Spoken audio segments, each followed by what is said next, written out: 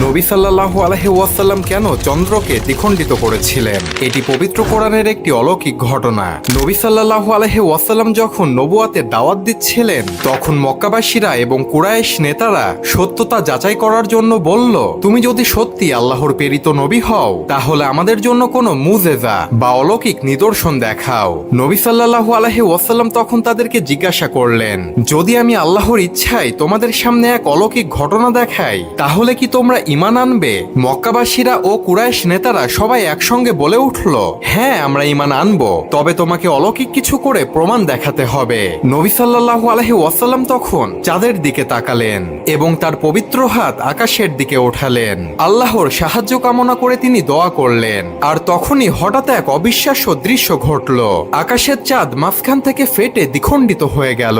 পুরো মক্কাবাসী এই দৃশ্যটি অবাক হয়ে দেখল। কিন্তু এমন অলৌকিক দৃশ্য দেখার পরেও কুরাইশের অবিশ্বাসীরা বলে উঠল, এটা নিশ্চয়ই কোনো জাদু। মুহাম্মদ আমাদের চোখের উপরে জাদু করে দিয়েছে। অর্থাৎ তারা জাদুর দোহাই দিয়ে ঈমান আনলো না। আর এই চন্দ্র দ্বিখণ্ডিত হয়ে যাওয়া ছিল কিয়ামতের একটি আলামত। আর এই কিয়ামতের আলামতটি 1450 বছর পূর্বেই ঘটে গিয়েছে।